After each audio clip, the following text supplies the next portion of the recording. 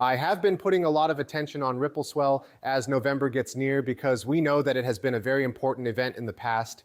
We know that major news, growth, and even possible acquisitions have happened at almost every Ripple Swell in history. It's all been about this one big event. It's one of Ripple's biggest events for institutions to get access to crypto, get involved with crypto, and even get policy and law changes. I believe this will be remembered for a long time. There will be a big boom this time, I think. I also believe that Ripple Swell is a great event to join in on, whether you have XRP or not. Because once more, almost every talk at these events gives us a look into how crypto will change in the future. Now, Anderson wrote a great post about the Swell this year. New York is getting ready for Swell 2025. The number of speakers from the business sector at Swell has never been so high. There will be big things. Crypto assets can be used in traditional banking, NASDAQ, BNY, Citi, BlackRock, Fidelity, JP Morgan, MasterCard, CME Group, Moody's, State Street, DBS Bank, Bloomberg, Societe Generale, and many more are among the companies that are taking part. Take a look at this picture. Guys, it's crazy to look at this picture right now. Like when we think about what's happened over the years, right? Just think about 2020 and 2021. People would tell you that you're crazy to think that these names are at Ripple Swell if we went back to 2020 and 2021 and imagine this picture going around the space. It's crazy to think that these names are even talking to Ripple. But it's 2025 now. Big banks and brokerages like BlackRock, Citi, DBS, State Street, Societe Generale, and NASDAQ are now talking to and working with big crypto companies and having big talks. Things like this happen all the time now. Something like this has been happening so often that it seems like it should be normal. A few years ago, this would not have happened very often. This draws attention to the big change that is happening right now. The whole world of crypto is changing while we watch, and we have over here from Anderson. This is why it's great that Citi and JP Morgan are both at Ripple Swell. From what CNBC says, Ripple wants a piece of the world's payment system while it fights a holy war over cryptocurrencies. When you send money across borders, global banks like Citi automatically take out $8 billion. Garlinghouse of Ripple said, "I think Citi will be the last customer we ever sign up because it has the most to gain from keeping things the same." Yes, seeing Citi at Ripple Swell is pretty cool. The fact that JP Morgan is at Ripple Swell is also interesting. Yeah, these banks are some of the most well-known names in traditional banking, so it's crazy that they're going to a meeting about blockchain technology. Big banks are at an event put on by a blockchain-based company, that's what I mean. There's no chance in that. Ripple is not like other coins. We also think about stable coins, since that's what Ripple Swell is going to be all about. The safe coin market, which is now worth $300 billion, is going to get much bigger. We're bringing RLUSD to Japan with SBIVC official in early 2026. This will give users and institutions a stablecoin that they can trust, that is controlled, and that is fully backed. It was made for business use cases. Why do I need to bring this up again? Why do we need to talk about an RLUSD growth in Japan from August again? Before, we already knew that in September, SBI and Ripple signed an agreement to distribute RLUSD in Japan. They are ready for this then. They've been getting ready for this for a while now.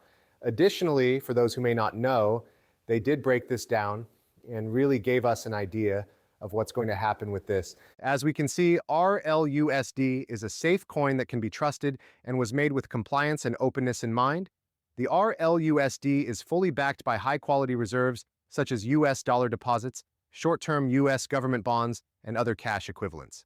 Every month, a third-party accounting company verifies these reserves. This dedication to clear rules is what makes RLUSD unique among stablecoins and gives organizations the safety they need and expect. SBI Group has been at the forefront of the growth of cryptocurrency and blockchain in Japan.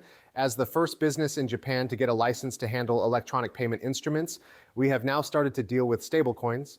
When RLUSD comes out, it will not only give people in Japan more stablecoin options, but it will also make stablecoins more reliable and easier to use. It is also a big step towards speeding up the merging of finance and digital technology. We are going to keep working with Ripple to make the banking system safe and clear. When we think about what's going on, this is not the first time that RLUSD has grown. We saw another one with Africa, and there are always more and more reports about RLUSD. This was one of the biggest ones. But again, why do I need to bring this up again? We just got this news on the 22nd because of this statement. Tobu Railway, a travel business that is part of SBI Group, gives out prepaid tokens in partnership with the bank. The XRP ledger is getting prepaid tokens that can be exchanged for cash and spent at local shops like Capital prepaid cards. This is being done by SBI Group and Tobu Top Tours. This is important because Japan's market for prepaid payment tools is worth $200 billion every year.